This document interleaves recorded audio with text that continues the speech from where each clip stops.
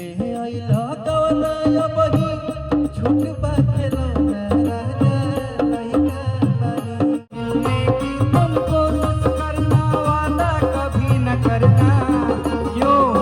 सत्या जी वादा तो टूट जाता है बहरे बिछा के सूता पलके बिछावना राजा लइका बानी जैसन सोचले रहनी ओइसन कनिया मोर तारी सावर न घोर तारी हो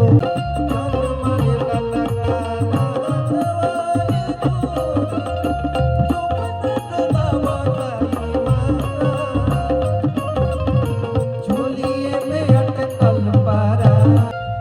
मोरे अंग अंग गुलाब जैसे खिलाल बा बदनवा। ए भैया तो तू तो अपना लिख कर हमहू कह दे। हां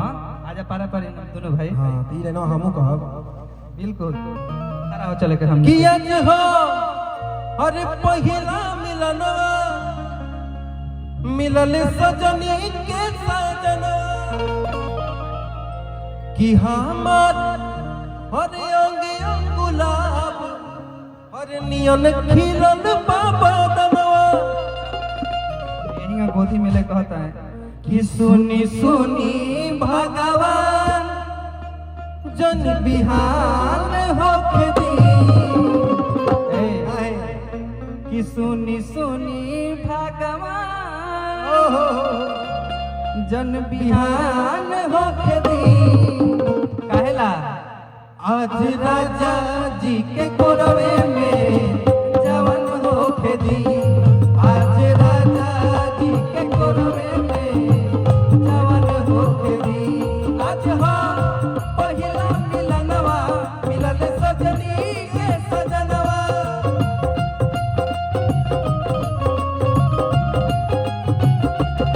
अंग अंग गुलाब जयन खिलल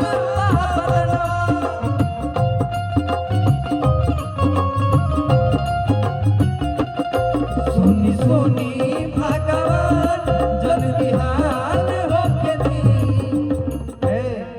आज राजा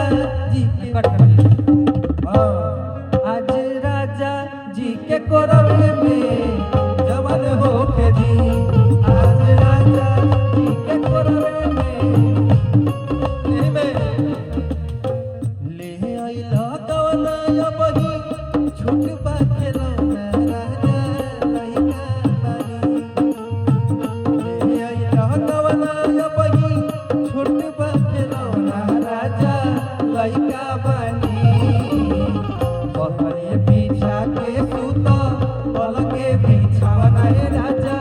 लइका बानी बहरे बिछा के सूता पलके बिछावना राजा लइका बानी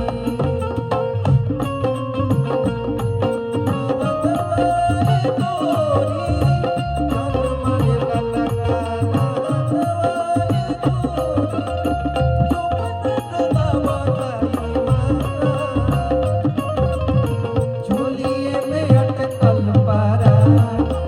रानी सोना झोलिए में अटकल पारा